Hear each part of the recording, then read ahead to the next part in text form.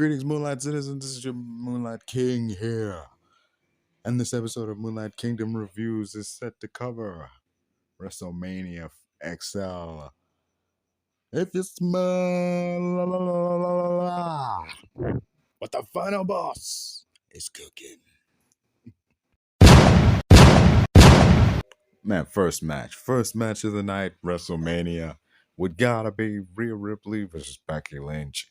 And holy shit, I was already excited when I was watching that, man. Like, not when Becky Lynch came down. I mean, okay, first, the man Becky Lynch came out wearing a white, red, and black attire. And man, they were really trying to sell us on that book of hers because they talked about it all the way down. And when she came out, she basically burst out of a giant cover of her book. Not really, it was a CGI cover. Dodgy CGI cover, but still. Yeah. So she read this quote, and then I heard it, and I heard it the first time. I was like, huh? But I listened to it again. I'm just not. I actually thought about it for a sec, and it just let me thinking, that doesn't make any sense.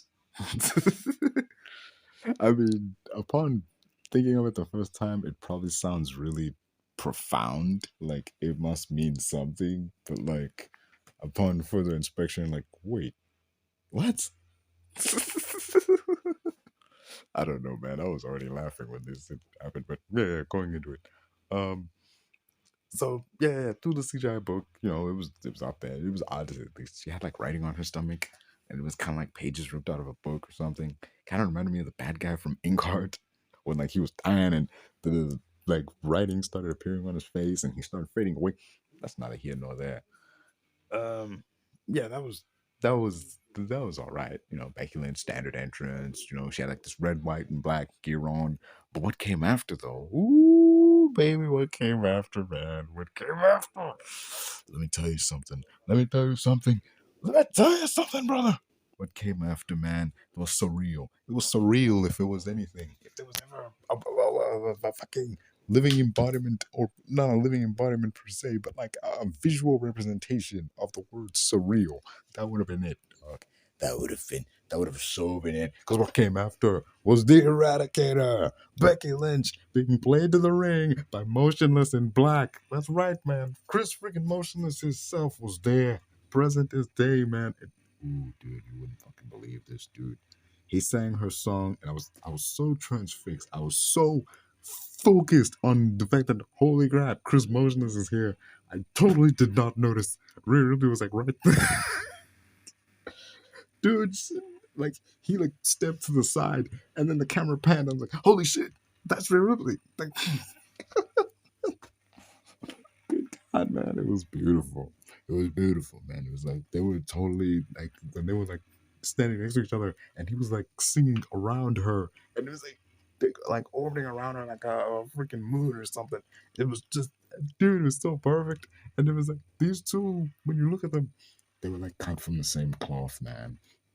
I've been seeing memes online about like how like when they were standing next to each other, like Rhea Ripley on the left was 2024 Rhea Ripley, and Chris Motionless on the right was Rhea Ripley circa 2023. And I'm just thinking, damn, man, if he was here like 1 year earlier, dude, he'd be like looking in a mirror.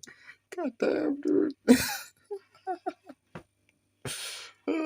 It's like that thing from the movie Fan, that Shah Rukh Khan movie Fan, when he was like, when the Lord was making people, he would like mold them into like this clay, and often than not there would be some left over from the mold, and he would use that leftover to make other person. I think it's like that's what was happening here. Like that's how these two people can be so different from each other, like so like similar to the point that you could mistake them to be twins, but they're not actually related. But they have something like, you know what I'm saying? It's like when those up above, whoever you believe in, was crafting people. They had some, and they made one of them. They had some left over, and they used the leftover to make the other. That's why they're so similar, because they're cut from the same cloth, of the same mold. Like, same, man. But enough fawning over Motionless and, Ripley. Like this was badass, man. Like he was he didn't just sing her song. He like announced her too, and it was cool. He was like, "Here is the Eradicator, the demon in your dreams, your mommy, Rhea Ripley." And oh my God, love that shit. That was so fucking awesome, man. Dude, I've been wanting that shit since like since I found out, like, yeah, he did a theme song. I'm like, yo, he's gotta, play her to the ring at one of these points. It's like, there's gotta be a WrestleMania where he like plays her to the ring. And it happened. It finally happened. Oh, it was awesome.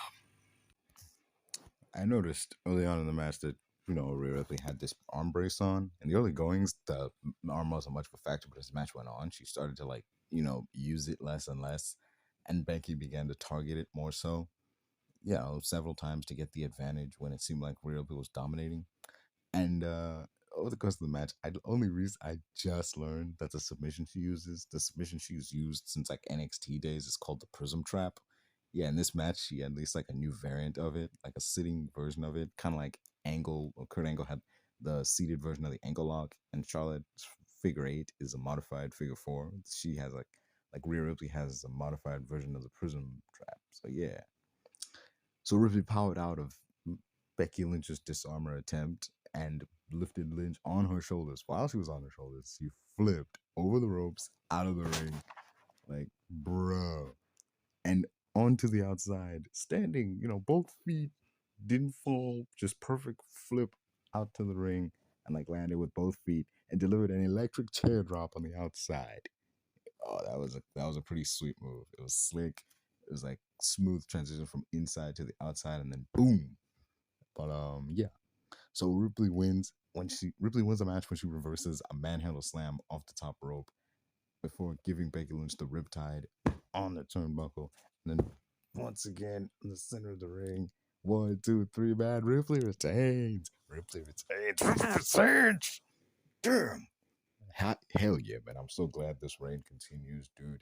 It would have been like way too soon for it to end here, man. Like this was awesome, man. Like it would have started the show on a rough note if like it began with like Rhea losing her title, especially the year she's put in, man, with all the title defenses and like just the fact like we went from like main eventing like Elimination Chamber in Australia against Nia Jax to like having this opening match against Becky Lynch. This match was, hey man, this match was. Hey man, the events leading up to this match make it a 10 out of 10. Not the promo package or like the weeks leading up to it, but like the entrance of Ruby alone, man, that's a 10 out of 10, man. I love this fucking match, dude. Like, not really the entrance to like just, man, it felt so good. It started to show right. It set the tempo for what was to come, and it set the pace that everything else had to follow. This is a proper opening match for WrestleMania, hands down. But I must say, the match itself, they had a match. It's a solid like 8. I don't remember what I wrote down for this, but like I definitely I'd say it was an 8. I give the match an 8 out of 10. Like an 8 out of 10 match. But like no, fuck it, man. Like 9 out of 10. That ending though, with the riptide on the thing and the thing, that was too fucking cool. So 9, dude. 9 out of 10, no doubt. Yeah. On to the next. Next, following that awesome matchup, was the tag team ladder match for the undisputed tag team titles. During the entrances, Woods was rocking the red, white, and blue Creed style gear in honor of Carl Weathers, and a little bit of tribute to his old Consequences Creed days back in TNA. So yeah, and Kobe was rocking the yellow and black, getting a bit of the old Italian stallion vibes. So R.I.P. Carl Weathers will be dearly missed. Was a fantastic character, Creed in the series, and Rocky 3 was one of the highlights. Nice to see that movie get a shout out in their gear. Anyway, moving on. There was a moment where Kofi, when the match started. So, okay, before that, let me just say this: I saw Judgment Day come down, Priest and Finn Balor with their weird headgear thing, and I must say, it wasn't until I saw Priest with the briefcase that I realized something. For several times, I forget that Priest has the briefcase. I straight up can't remember. Like, I don't. I forgot. For real. Like, I forgot that Priest had the briefcase until I saw him with it. Like, oh yeah, he's Mr. Money in the Bank. Why is that not a thing? because he's got the briefcase. He's got his own like custom briefcase, senior Money in the Bank. And I was glad when he won it like over a year ago because it was either gonna be him or LA Knight. And, it was him. May as well be him. So yeah, sure. He won the briefcase. Now he's got it. But like, I mean, he's tried cashing in a bunch of times, and then there were times where he like tried to cash in, but they were like, you can't cash in right now. Seth is injured. So like, hmm. But at the same time, it's me thinking like, all right, so Seth is not injured. He's healthy now. So when he's been battered and left in pieces by like The Rock or whatever on the episode of Raw, where was Priest? When Seth was all beat up and was all beat up at the end of this night's WrestleMania towards the end. Like when he was getting beat up during his match, where was Priest? It's like, dude, you could totally cash in now. It's like, I don't know, man. I think WWE forgets that he has it, or maybe they haven't, or maybe this is all gonna be blown out of the water when he does cash in. Maybe he's gonna wait till McIntyre gets his hands on Rollins, and then bam, Damian Priest comes down and cashes in, raises edge, 1, 2, 3, Priest is a new world champion, or because we know he's not cashing in on Roman. Or, I mean, that could be the case. Or, and this is a big or, this is the biggest FU that they could possibly give. They could have Priest cash in on Cody. Cody wins the match, big celebration, then bam, 1, 2, 3, Priest walks out of WrestleMania, the new champion. Cody is crushed. Like, that would be freaking shocking. That would be a whole that would open up a huge possibility of things. That would open up a whole can of worms. The IWC would be on fire if that happened, but still, like that would be something you can say, well, I didn't see that coming. You could definitely make that argument that, well, I didn't see that one coming. Shit. Anyway, so yeah, match gets on. What was I going to say? Yeah, there was a moment where Kofi and Woods were at the top of the ladders by themselves, and they both went for the belts. I kind of wanted them to get them because, think about it, that'd be hilarious to see. Yeah, they were at the top of the ladders by themselves, and they both went for like the respective belts. Woods went for like the Raw belt, Kofi went for the SmackDown belts. That would have been funny to see, like both of them standing there in their different colored gear, holding their different colored belts. The New Day victorious with top of the ladders and 2 belts. Oh, whatever. But that wasn't to be. Um, Priest hits a razor's edge on Pete Dunne into Tyler Bate at one point in the match. See, Tyler Bate was trying to cut the ladder, and Priest had Pete Dunne already up, so he figured, hey, 2 birds, 1 stone. Boom! Just chucks him right into Tyler Bate, gets him right off the ladder. That was funny. Oh, that was so good. That was so good. This match is full of fun moments like this, man. DIY is in this match too, and they came out dressed like DX. They had like the green lighting, Tommaso Ciampa was Triple H, Gargano was Michaels. He even had the little hat. Funny enough that one little joke from R-Truth turns into a whole gear choice. One little joke from R-Truth turns into an entrance. That's pretty fun. Moving on. What was I gonna say? Oh yeah, DIY and Awesome Truth had this moment where they were both at the top of the ladder and they went for the belts respectively. And I was like, man, I wonder what would happen if they actually pulled them off. Would they get like, to keep those belts? Would they just stay to their respective brands or something? It'd be weird because they're both on Raw, but like still. Anyway, what is there to say? What else is there to say? What I want to say? Say. Oh yeah, R-Truth got the hot tag. R-Truth managed to get a hot tag in a ladder match, and then do his Johnson to come back, get the 5 knuckle shuffle, and like, man, this is solid. And he got a pin. He got the pin on finnbalor. 1, 2, 3. Like what? What the hell? What the hell? Oh, this is so funny, man. It's like it's funnier than the ladder thing. Funny enough, that gets paid off later. Like the thing where he went into the Royal Rumble with the ladder, and he was like, "What? Where's the belts?" Or like, oh, that was there's so many. This match, man. This match was fun. This match had so many fun moments in it. That's all this match was. It was just fun. Damn. Oh man, this match had like this feeling of anybody could win, and like anybody really could have, and it would have been nice, except for that New Catch Republic though. Yeah, if they'd have won, would have been like, what the heck is this, man? What? This randomly assembled tag team winning? Why? Whatever. But yeah, so A-Town down grabbed the blue belts. And I'm like, all right, then you got the belts. Now grab the other ones. I'm just yelling at the freaking TV, yelling at the TV.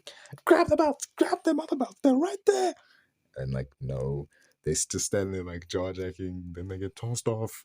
And it's like, oh, you freaking idiots. You could have had it all. Could have won it all. But like, they got a win. They didn't get the big win of the night, but they got a win in the match. So yeah. McDonough shows up to help Judgment Day. He gets yeeted off a ladder from inside the ring all the way to a stack of tables set up outside. Kaboom! Explodes in a humanity of splinters and wood. Yeah. And R-Truth wins after hitting Damian Priest with an attitude adjustment, tossing him out of the ring. He climbs up, pulls down the Raw belts, and that's that. I enjoyed this match. There were some points throughout where it truly felt as if anyone, and I do mean anyone, in this match could win. Even after Austin Theory and Wall had already won the SmackDown belts. Like, it was a lot of fun. Normally, in cases like this, where there's two sets of belts on the line, they would have just like one hook. That way, when you unhook the thing, you unhook both belts. The thing stays undisputed. Yeah, there was undisputed tag belts, not unified tag belts. That's why. Oh, okay, that makes sense. It was a lot of fun. Truly worth a rewatch. I'd give it a 9. 9 out of 10, man. Hard 9 out of 10 match. Yeah, boy. Oh, on to the next. I am watching WrestleMania 40 Night 2 as I'm recording this. So let us jump into it. Rey Mysterio and Andrade versus Dominic Mysterio and Santos Escobar. Thank you, Carlito. No Carlito this time. And thank goodness no Dragon Lee. Finally, they got the message, man. Stop trying to make Dragon Lee happen. It's not going to happen. Anyway, yeah, they slotted in Andrade last minute, and I'm glad for that. He's a way better fit than Thing, because Santos, you could argue, was like Dragon Lee, not Dragon Lee. He was like Andrade 2.0 in some ways. It was the closest thing WWE had to Andrade 2.0 when like Andrade left, and he kind of pulls it off, man. He really does manage to pull it off. So yeah, I dig it. This match, having Andrade there, having Rey Mysterio on Andrade's side, and on the other side, it's like the old versus the new, man, or the original versus the remake, in a way when you think about it. Because like on the other side, you have Dominic Mysterio, he's Rey's son, teaming with Santos. He's like Andrade 2.0, and on the other side, you have original Andrade and the original Mysterio, and they're all going at it. So this is pretty good. This has been building for a while, man, for a long ass time since like Survivor Series, like so yeah. What was I gonna say? Overall, I give this match like a 6 out of 10, dude. They sort of, I mean, there were some cool moments in here. There were some really cool moments, like that double crossbody, like when like Ray was on Andrade's shoulders and they did that crossbody, and then there was one where they like yeeted dude from the ropes all the way to the ramp to like get the guys on the outside, the LWO, and damn, with all this talent in this ring, the main thing that I was took away from it at the end of this match was that who the hell are these two rando dudes in Mysterio masks jumping on freaking, not jumping on, but like jumping Dominic Mysterio? Who the hell are these people? Well, turns out it was two randos from the Philadelphia Eagles. Turns out one of them is the brother of Taylor Swift's boyfriend, and they helped Ray and Andrade get the win, which soured the match for me because it means the good guys couldn't get the job done without help. The good guys needed two randos to interfere, and if the ref had seen that, would have caused a DQ. The only reason it didn't is because the ref didn't see it. The good guys cheated to win, man. Like what the? Rey Mysterio cheated to win, man. What the? That was a great match that was tainted by a WTF ending. Onward and upwards to better things, I hope. Okay, next up, it was Uso versus Uso. Brother versus brother. Yeet versus no heat. And I liked the promo package they had. Remember, their voices were overlapping on one another as they talked about their careers. Back when they were a unit, it showed how, like, they were one, man. They were one back in those days. They were not like they were interchangeable, that kind of thing, but like they were one. They were on the same wavelength, man. True twin magic in its most effective form, bigger than their Bellas. Oh, yeah, they were. But then, like when they got to the part where Jay started questioning the bloodline and he wanted to leave, That's when their voices separated and they only started talking in like their respective sections, and it showed the division between the two. You know, like where they it's like the ending. I really like the ending part where they were like, "I am not my brother's keeper." Like that was good. You know, like this was about to be, it showed like this is personal and like just um before it got started, we had Lil Wayne performing, before Jay's entrance. So I'll say it like this: Godfather, I see. Wait a minute, The Rock, not The Rock. Oh yeah, it was The Rock. The Rock at WrestleMania 28 had Flo Rida. John Cena at that same WrestleMania had MGK, and now Jay had Lil Wayne serenading him to the ring. Um, they called him the greatest rapper of all time. That's so damn debatable. I'm not even gonna get into it. I like Lil Wayne, but greatest rapper of all time. That is so damn debatable. Anyway, he's up there, but he's not. He's one of the greats, but the great, nah. I mean, personally, I think that honor belongs to Eminem on account of the fact that he rhymed the word orange. The one word in the dictionary that for freaking since we've had dictionaries and since we've had poets, they have all said can't be rhymed with anything, and he managed to rhyme it with something. So yeah, he pulled that off. Dude, you're the greatest lyricist of all time, hands down. Like you rhymed a word that couldn't be rhymed. That's goat right there. Man, he got Chief Ghost status just like. But anyway, moving on from that.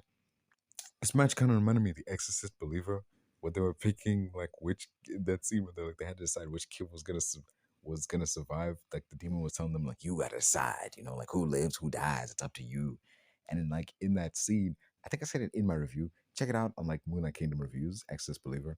It's in there, and I think I said that because like we kind of knew who was gonna survive because that whole match not that whole match, that whole movie, we like kind of got to know the one black chick, and like we knew what she was like before she got possessed. We saw what her family was like, and the one white chick was just all we knew about her was that she was a good girl and her family loved her, and she was friends with the black chick, and that was it. So we kind of knew who would survive because we knew a lot about this black chick. We didn't know anything, hardly if anything, about the white chick, so we knew she was gonna bite it. So in this story, it correlates to that because like Jay has a lot of character going for him. Like he's main event Jey Uso. He's got the yeet, and he does that thing with the crowd. He's like really over as his own dude, and he's been his own dude ever since he challenged Roman for the Universal title. Unfortunately, Jimmy is just the inverse of Jay. Like it's like I don't know, contrasting the Incredible Hulk with the Abomination. Like the Abomination's the Abomination, but like the Hulk is the Hulk, man. The Hulk got all this stuff going on. So to just like have this guy be this antithesis just because he's the inverse of him, it doesn't really like, yeah, having him be the inverse is, the inverse Hulk is good and all, but he needs something else to not just be a Hulk clone. Abomination has gills, not gills, he has like fins on his ears, he's got like those stuff on his spine. He's not just reverse Hulk. Even Red Hulk isn't just a Red Hulk. He can like shoot fire, not shoot fire, but like he can generate heat and stuff. Like he's unique. You know, the way Jay doesn't really have that. I mean, he's just inverse Jimmy. When you think about it, well, Jimmy is yeet. He has no yeet. I mean, he's no yeet. Like so. Yeah, that's not Jimmy. Doesn't really have a character, man. There's not much in the way of character. He's the comic. He's the funny man, and the group. He's the funny man in the bloodline. The comedic stuff happens, man. Like he's the guy delivering. Like, oh man, I can't work. I'm on the injured reserve list. What? I mean, I can do something. I'm off the injured reserve list. Like, he was doing that kind of stuff when he was rolling with the bloodline. So to have him show up out of nowhere and like, now I'm the dastardly heel, like, aha, I'm gonna make your life miserable, because you left, like I won't, like you're nothing without me, and I'm gonna, like, just it was so weird. Like he was jealous of his brother because his brother was, seeking to. Oh, I just saw a table collapse on its own. Anyway, uh, oh, Matthew's gonna hear about that. Anyway, I was saying, so like the jealousy thing, it's like this build with like brother versus brother, and like I'm gonna see to it that you don't achieve you like I'm gonna prove to you that you're nothing without me, because I'm gonna make sure that you don't achieve any glory with now that you are without me. I'm gonna see to it that you don't achieve anything. Like it's gonna prove that like you are only something when I was around. I think it's more of like an inferiority thing. Like he only I think with as the character he realized like when they both were on the mission to leave the bloodline, on their way to leave the bloodline, I think he realized like, yo, on our own, we don't really got a lot going on. Yeah, with the Usos, but like that's us as the Usos. It's clear that Jay was the more popular of the two, the more over of the two, and had more going on as a character. Because while Jimmy was on the shelf with an injury, Jay changed, he developed and grew into his own dude. So, and Jimmy kind of got left behind, and that's kind of sad. But the promo doesn't, the promo package and the events leading up to that don't really hype into that. He was just sort of became a troll.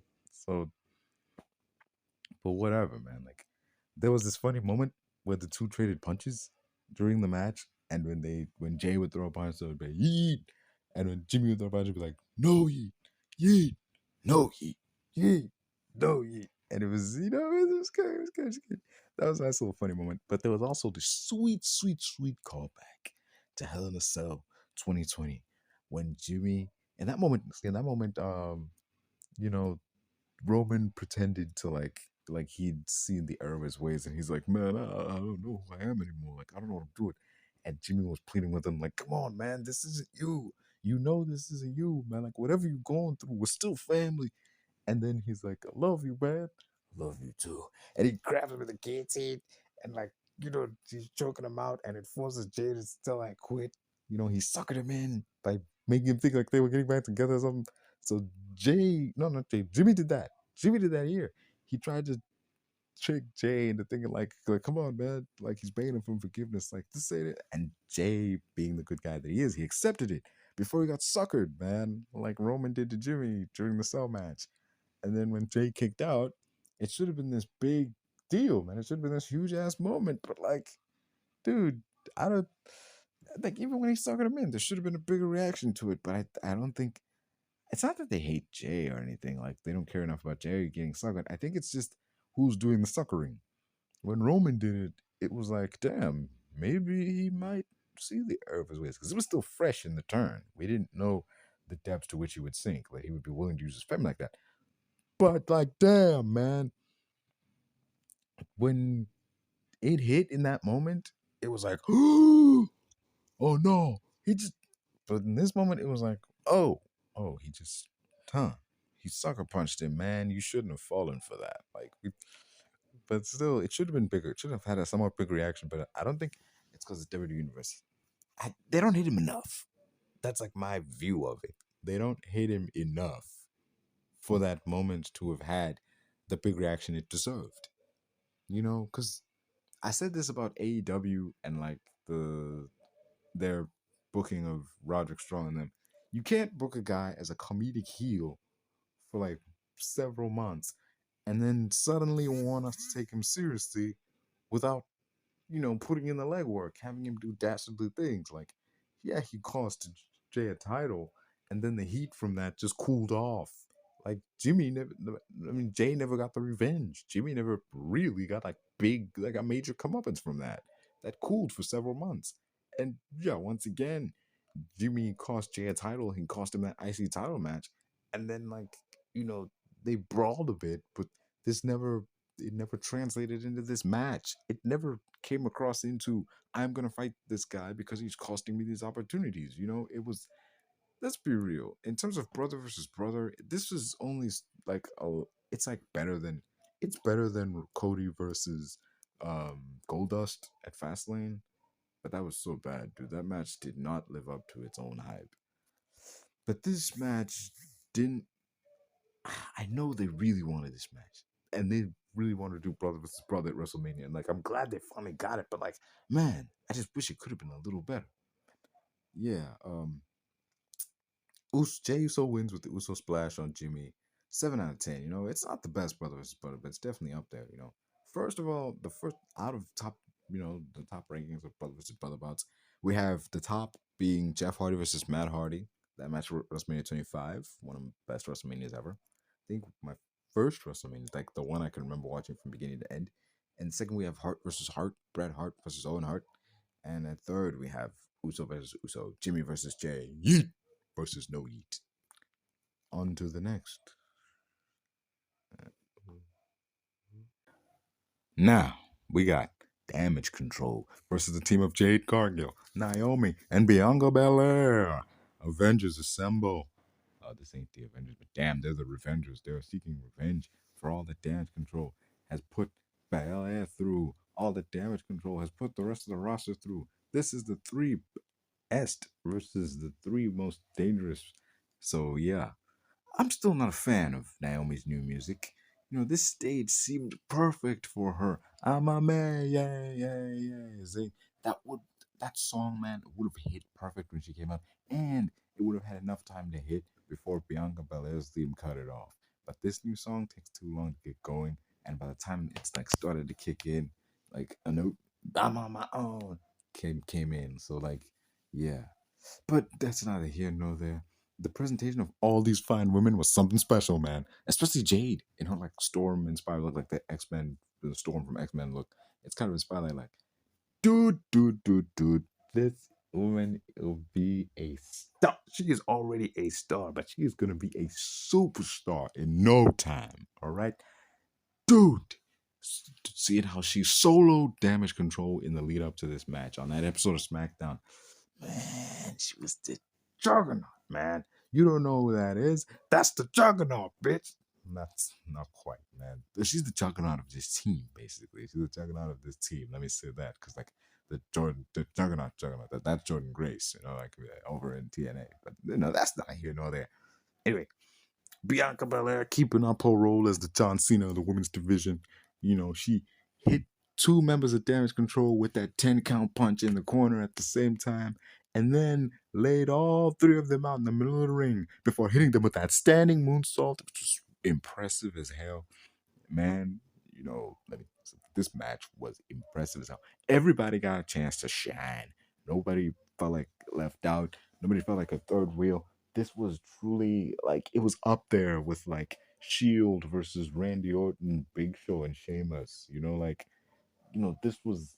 I guess this is what they were trying to do. Like they're trying to build up Damage Control to be this like Shield like faction in terms of like the damage they've done and all they've accomplished. Like they got the tag titles. EO's got the women's belt. Like they're doing that. Like no, I think yeah. No other women's faction aside from Toxic Attraction has done that. But Toxic Attraction, no other, Damage Control done that. Like whether one of them has the women's belt and two of them have the tag belt. But Damage Control did that like so effectively. No, not Damage Control. What's this? Toxic Attraction did that so effectively, man. I miss Mandy Rose, man. I miss Toxic Attraction. They were a highlight of NXT 2.0 era. They were really one of the. That's not here nor there. I'm getting off topic. Anyway, yeah. When Jade tagged in, the whole vibe changed. It was like it sucked all the air out of the room for Damage Control, and like the eyes went all wide because they remembered what was SmackDown. They remembered what happened on SmackDown. Like, oh no, man! Like Cargill's in this match. Like we're gonna get run over. We're gonna get steamrolled. Like, oh man, it was so cool. It was such a vibe, though, man. It was so cool, man. Seeing freaking Cargill in that ring, like tearing it up with Asuka and them. Man, this match was great. So yeah, going on. Asuka misted Kyrie by mistake, sprayed her with the mist. Bianca hit the hair whip, and this like whip crack echoed out throughout. And when she nails that whip crack at WrestleMania, just whoosh, damn, it hits. It hits hard. It hits loud. It hits fast, man. It slaps every time. So yeah, then Jade got the pin for her team with her first big pay-per-view match at a WrestleMania, which was big, man. And that pin was beautiful. Just damn. All three women stood in the ring, striking like the muscular pose that Jade does. It was just like this wonderful, wonderful, wonderful match, man. Yeah. Now looking it back, 8 out of 10, man. It's an 8 out of 10, man. Just that perfect 8 out of 10, man. This match, dude. Ah, yeah. It was a feel good match. Like there were no saying there were no bad matches is a bit of a stretch. Like there were some matches that weren't as great as they could have been, but there were no bad matches. This match isn't one of them. This match is there's no point in this match where I'm like, it could have been better. Nah, this match hit all cylinders and I applauded. Everyone involved, kudos to them all. So yeah, on to the next. After that, it was Gunther versus Gunther versus Samizayn for the IC title. I really didn't care for this match, which is sad because 1 year earlier, Sami was in the main event of Wrestlemania, and before that, he had the world behind him and he was fighting for the undisputed title against Roman Reigns at Elimination Chamber. All that was all that momentum that he'd garnered, all that goodwill and all that was hampered by the fact that, well, this is happening a year later. There was a whole last year where he seemed to be sort of drifting. When he wasn't tag teaming Kevin Owens, he sort of just drifted for months. Like he wasn't doing a whole lot. People were like, damn, WWE had Sami Zayn on a real hot streak and then they just dropped the ball on him. So yeah. It wasn't gonna happen last year because I think they wanted Gunther to break the record first. So like once he did, and he was the longest reigning IC champion with 666 days. That's an eerie ass number, by the way. It is eerie that that's when it ended. They were like, okay, now we can get the belt off him. He's the longest reigning guy, so we can now get the belt off him. Who's the guy we got that he hasn't faced yet? Sami Zayn. Okay, his story is similar to that of Daniel Bryan in 2015 when he went from main eventing in WrestleMania 30 to winning the IC belt at Mania 31. I hope it's not as limited. And yeah, that's all I have to say to you about that. And ladies and gentlemen, this is your main event of the evening. It is Cody Rhodes and Seth Rollins in a tag team match against The Rock and Roman Reigns, the final boss and the Tribal Chief. Yeah, let's get into that. What the hell was Seth Rollins wearing? It was like a long golden dress with like a blue flower on his shoulder, like a weird five trap looking thing. I'm just like, what even was that? What the heck was that? Moving on, The Rock's entrance. Ooh, baby, the final boss. The final boss. The final boss. When he emerged from the flames with the People's Championship. The People's Champ now has the People's Championship. And he came out of there with the camera panned up to reveal that those flames weren't just random flames encircling him. They were his Brahma Bull logo in the flames he was coming out of. And it was so freaking cool, man. Before he did, he had like Final Boss activated. And it was just, wow, man. It was so damn brilliant. I mean, hot damn, dude. And Roman had his usual entrance. I guess he's saving like something special for like the following night. Like what he's got coming the next day. At night 2, Rock was in pretty good shape when the match got started off. When he got in the ring, didn't seem to have any ring rust on him, wasn't blown up at any points, and he held his own. Held his own with the likes of Rollins and, Cody on there and there. Well, skipping ahead, The Rock and Seth were fighting on the outside, and like while the ref was like counting, like The Rock just turned to him and he yelled like, "You count, you're fired. Rock don't F around, so you count, you're fired." Like, it's just like, oh, okay. And the match basically had no countouts at that point, as The Rock and Rollins continued to brawl into the crowd, taking turns spitting balls of prime at each other. So continuing on, when Roman accidentally speared The Rock, dude, he sold that. Like that look at it's like, he sold that. Like he got his spear. Like when he got speared by Goldberg back in the day. Like that was when he was like, I think it was like the lead up to Backlash. Back when he had like the leather vest. That was that was hilarious to see, man. Like that was hilarious to see. The whole match, I didn't notice until Seth Rollins stomped Roman Reigns that Rollins had actually dyed his hair blonde again. Huh. I didn't notice that. I was so distracted by his outrageous outfit. Anyway, going on. Yeah, it boiled down to just Cody and The Rock in the end, towards the end after, Rollins got speared through the barricade. It boiled down to Cody and The Rock trading moves until Cody hit that Cody cutter on The Rock after reversing the people's elbow. And we got Rollins and Rhodes hitting pedigree in stereo for the 2 count, for that close count. So now The Rock has a rough history with announcers, and he normally falls through. He tried rock bottoming Kurt Angle, Triple H, CM Punk, and those times he like fell through. Normally Jerry Lawler would be like, "Wait a minute," and they fall through. It's hilarious though. It's freaking hilarious. I love that shit. I love watching it on like Watchmania and stuff. It's hilarious. But anyway, so this time he stood on them and it didn't break. It was braced for his impact. Yeah. So Cody reversed and hit Rock with the rock bottom into the announce desk. Yeah, all this time failing to put other people through the table. And now the table finally doesn't break and he's the one who's going through it. Oh man, that was so funny. So yeah, Rock and Reigns get the win after the Rock hits the People's Elbow on Cody Rhodes, and the two walk out of the match with their respective titles over their shoulders. The People's Champ with the People's title. You know, Roman Reigns with the Tribal Chief's belt. The WWE Undisputed Universal Championship over his shoulders. Yeah, I give this match a 9 out of 10. A 9.8 out of 10. It would have been a 10 out of 10 if The Rock had done what he said and, like, you know, gotten the bloody belt that he had, like, Cody Rhodes' blood on it and given it to Mama Rhodes like he said he would. You know, like, and he did whip Cody Rhodes at the end. He didn't, like, hit him, like, whoosh, at, like, the end of the match. You know, like, that loud pow. He did get him, and that helped secure the win. But, like, you know, he'd given Mama Rhodes the belt like he said he would. That would have gotten this match a solid 10 out of 10 in my opinion. You know, like, but it didn't. You know, he didn't do it.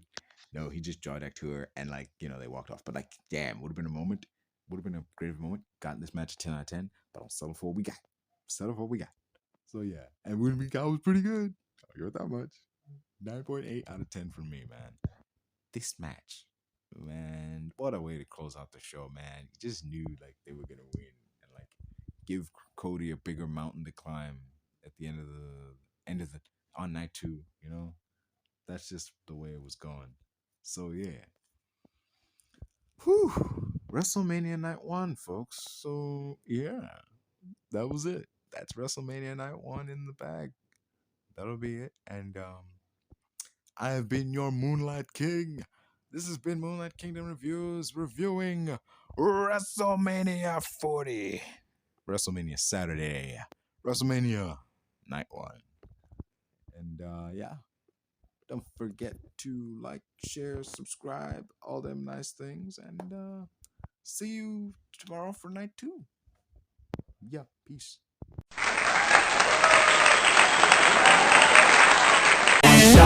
Life ain't fair. Are you gonna win or will you play scared? I will not stop, I am prepared to get to the top, yeah you must beware. Got 'em like hey,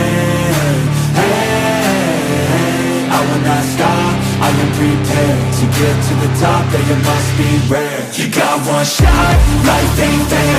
Are you gonna win or will you play scared? I will not stop, I am prepared to get to the top, yeah you must beware. Got 'em like